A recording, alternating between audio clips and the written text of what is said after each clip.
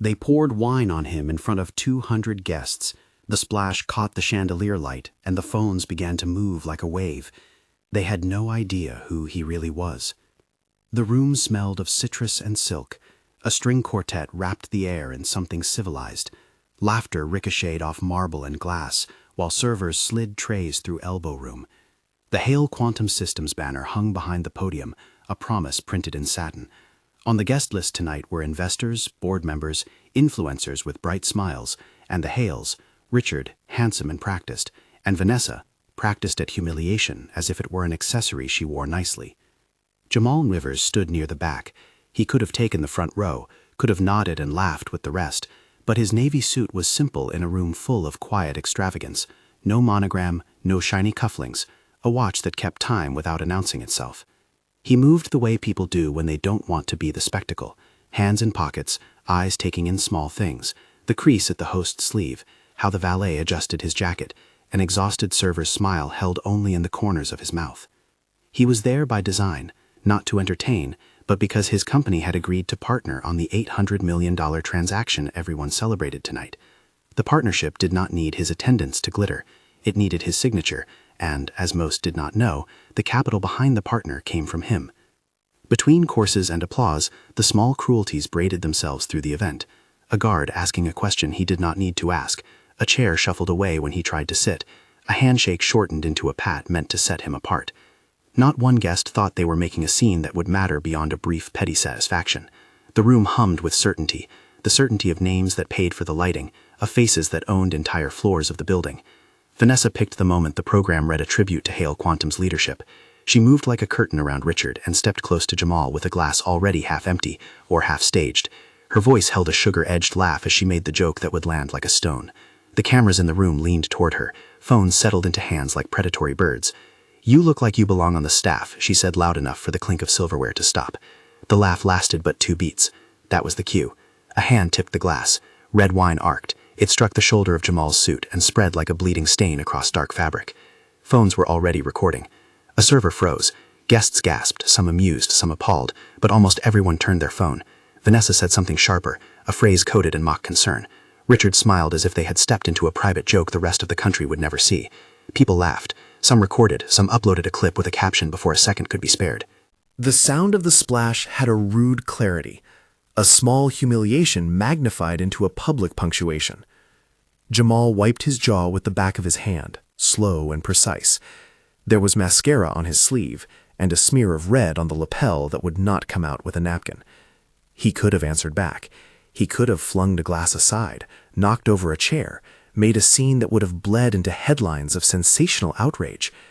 Instead, he stepped off the tiled floor and through the doors, and he walked out without a word. Outside the ballroom, the air was colder and simpler. A valet's breath fogged in front of him. He leaned against a stone column as if thinking of nothing in particular. His phone was small and well-worn. He tapped a name and spoke only to be heard. The call lasted less than a minute, measured and without flourish. He told his team to act. He asked them to lock the channels, to pull the offer, to confirm that partners were notified and accounts were frozen. He did not raise his voice. He did not speak harshly about Vanessa or Richard. He used the language of operations: halt, withdraw, freeze. He trusted institutions to do the rest. The actions moved the way orders always move when they come from the right place. A legal team acknowledged the command. A compliance officer executed a directive. A message went to a custodian bank, brief and exact: do not authorize transfers. Someone in investor relations drafted a line to send to the Hale board. Another person scheduled a notice for partners that the agreement was suspended pending review. Those words, pull, freeze, terminate, left a trail that no one in the ballroom could see, but they arrived like a series of small detonations. Inside, the host lifted his eyes from a speech he had practiced and found a podium full of faces now watching a phone screen. A staffer in the corner felt their knee go weak as their device vibrated insistently. The big screens that had promised glowing charts suddenly filled with system alerts. A board member's brow furrowed, his hand darted for a phone. The host's words frayed. Someone hissed, "What is happening?" and a dozen phones answered in chorus. The quartet's melody stumbled and then stopped altogether, as the room drifted into the chatter of people hoping to be the first to know. The clip spread with the speed of a rumor that prefers light to facts. Short captions, 5-second loops, comments that ranged from indignation to derision. For a moment, the force of attention seemed only to amplify the wound. But attention bends both ways. Where one half of the internet cheered a petty humiliation, another half traced the headline and found the line that mattered. The partner backing Hale's deal was withdrawing support. The little clip carried a heavy truth now that was not in the face of Vanessa Hale. It was in the ledger and the phone calls that followed. Investor accounts began to show warning flags. Money that had been ready for allocation remained in limbo. Family offices who had scheduled to sign papers paused to ask counsel a single question: who is on the other side of this contract? In the dark of their own doubt, they looked outward, and the glowing phone screens answered with Jamal's name and the confirmation that the partnership had been suspended. Panic didn't need to be loud to be effective. It only needed math and the certainty that another party could withdraw. Some board members left quietly, their faces folded like envelopes. Others stayed to insist on statements, on damage control that looked like concern. The host tried to steer the program back to the scheduled celebrations, but the ballroom had become a room of mirrors, people watching themselves watch a story unfold. The quartet tried to resume, but the chords felt small. The buzz of online reaction arrived as a new instrument. Headlines stacked on top of each other, then collapsed into the same set of facts. The deal, $800 million, hung in the air like a number without a future. Outside, Jamal watched the entrance for a moment, the way light fell over a doorman's cap, the staccato of heels on stone. He watched with a patience that had nothing to prove. He had not anticipated gratitude for his restraint. That had never been the point. He had known that an institution could do what a spectacle never could: remove a scaffold quietly. He had known, too, that the world made of influence and invited indignity would in time be vulnerable to the mechanics of prudence. He did not gloat. He left the room and trusted the channels to carry his response. By the time the phrase, "the deal is gone," made its quiet rounds through the news feeds, panic had saturated the gala. The lights that should have been celebratory dimmed. People who had drunk a too fine wine now checked accounts and contact lists. Someone noted that a partner's logo had been taken down from the program. An announcement screen flipped, and a terse statement appeared: agreement suspended pending review. Acceptance drained from faces. The Hales' practiced smiles faltered. For the first time that evening, they looked uncertain. The media looped the clip and commentary proliferated. For different eyes, it was a lesson, a scandal, a humiliation, or an injustice. Was Jamal vindicated, or was he ruthlessly calculated? The answers multiplied as they always do online. But the immediate real thing was the practical consequence. Transactions halted, letters sent, partners paused, commitments unmade. Money that had been slated to move now sat untouched, and that dryness in the accounts turned the Hales party into a room of people realigning their instincts to preserve themselves. That night, the Hales sat at a small table in a private room that did not expect to be private anymore. They had been married into a life that always made crises feel temporary because money could fix the small fissures. Richard's fingers drummed the cloth. Vanessa repeatedly scrolled through the clip, each replay a fresh blade. Their PR team circled them with scripts and apologies, words that were measured but had the perimeter of desperation.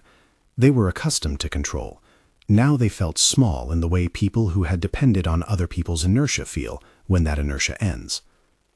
"We need him to reverse this," Vanessa said, quieter than before, as if the voice had realized it could be heard. Her laugh from earlier had dissolved into a pleading that did not suit her jaws. "We'll call," Richard replied. "We'll call and make it right. We'll explain. We can—" But what they did not understand, or perhaps refused to, was that Jamal had never been interested in spectacle. He had been interested in integrity as it applies to his business decisions. There is a difference between being punished for affront and being held to business standards. Their world treated the two as interchangeable. He did not. They tried at first to reach Jamal through agents, through channels that belonged to the world of who you know. They left messages that smelled of regret and of apology. They offered to meet in neutral places, to write public apologies, to donate to causes if it would soften the blow. The requests piled up. Their legal team wrote drafts of letters offering reparations and asking for compassionate reconsideration. None of these things reversed the operational facts no one could see in that moment. When they came to his door the next morning, the Hales had the look of people who had been reduced to a simple narrative and found it cruel. Vanessa's face had lost its practiced sheen. Richard's tie hung loose. They arrived in a car that felt too quiet compared to the SUVs that usually led their comings and goings. They rang his bell and waited like supplicants.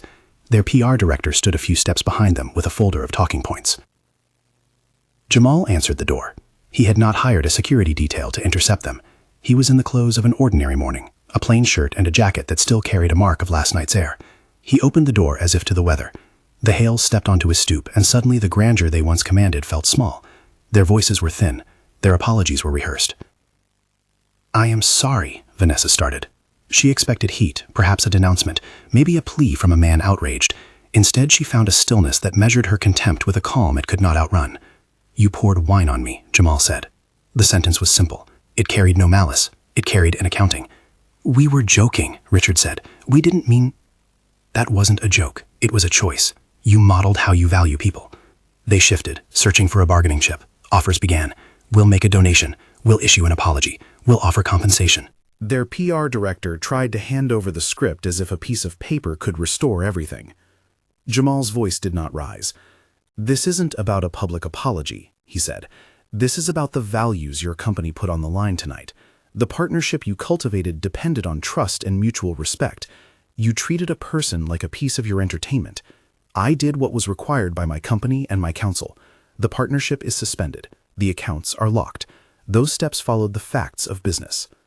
Vanessa's eyes filled, not with the melodrama of a stage, but with the private glare of someone losing the future they had counted on. "Please," she said, "we can make this right. Tell us what to do." Jamal considered the word. He could have extended the olive branch. He could have demanded a public confession and a staged reconciliation. He could have allowed theater to do what institutions had stopped, create the appearance of restitution. But he did not. He had already made a decision whose logic was the same as his life. Consequences through structure, not spectacle. "You should begin by learning how you view people," he said. "Apologizing on camera won't reshape how you move through the world. Actions do that. Change the way you treat other human beings when they are not useful to you. That would be a start." Richard, voice small, offered a last-ditch plea. "We were wrong. We can restore this. Tell us what to do." "You can walk carefully," Jamal said. He did not look at them with triumph. He looked at them with something harder and quieter. "The world is smaller than you think." He closed the door. No slamming, no flourish. The click was final enough. They stood for a moment on his stoop, versions of themselves reduced by the morning light. Behind the glass, the city moved the way it always did, a river of people whose small decisions made up the night. The Hales car pulled away. In its rear window, Vanessa started to cry. Not a public cry that would make headlines as dramatic, but a private one that acknowledged loss in a way their old money had never required them to sit with before. Jamal walked down the block as a person who had done what was necessary and returned to a life that did not need applause. He had set institutions in motion, and they would continue in their own methodical way. News cycles would spin, lawyers would draft, investors would circle. Some of the partners would come back, some would not. The Hales would repair what remained of reputation with lawyers, consultants, late-night strategies that were familiar to them. That is the way the world rebuilds, not with single gestures, but with a long supply of smaller, practical acts. In the weeks after, the clip of the wine splash remained in feeds, sometimes as a cautionary tale, sometimes as evidence of social cruelty. Analysts wrote about the fragility of partnerships built on optics rather than substance. Commentators debated propriety and punitive action. But for Jamal, there was something quieter at stake. The small rules that govern how people treat one another when no one is watching. He had used the structures at his disposal, the legal channels, the fiduciary processes, the institutional levers, to respond in a way that would matter where it counted. He did not orchestrate spectacle. He used restraint, and restraint carried consequences that the crowd could not undo. People like to reduce these stories to a single sentence. They prefer tidy morals. The more honest view is messier. Pride and contempt can topple a carefully arranged future, and response can be as simple as obeying the mechanisms that make institutions work. It is not always cinematic. It is not always satisfying in the way social media demands satisfaction. It is, however, effective. From the outside, the Hales lost a deal and a night's complacency. From the inside, The guests who had pointed their phones the night before woke to a world in which their stances matter beyond applause. Those who had cheered a petty cruelty had to reckon, if only for a moment, with the cost of their amusement. Jamal never sought credit. The name that appeared in press releases and in the murmurs of boardrooms mattered less to him than how the morning would change behavior. He wanted a world where people could not assume that their posture toward others would be without consequence. He wanted, simply, accountability that was not performative. There are always risks in intervening with institutions rather than with spectacle. A decision like his can be misread. It can be called ruthless when it is careful, merciless when it is measured. For Jamal, the measure was obvious. An act of public humiliation had been met with an operational response. That response closed the door on easy rescues and demanded a deeper amends. The Hales rebuilt in ways they knew how: statements, consultations, late-night calls. Their social calendar filled again in time, because calendars and coziness often return faster than the reputations that support them. But for anyone who had been at that gala, the lesson lingered in small distortions. The way a person moved now carried a caution that had not been visible before. The 400 and some strangers who had watched had become a jury of their own instigation, and for once a verdict came that could not be overturned by charm alone. When the press asked for a line, Jamal declined interviews. He did not want the story to be about him. He wanted it to be about the space between people, the small dignity afforded or denied, and how quickly that space can be enforced when the right person decides to act within proper channels. He preferred inference to pageantry, consequence to applause.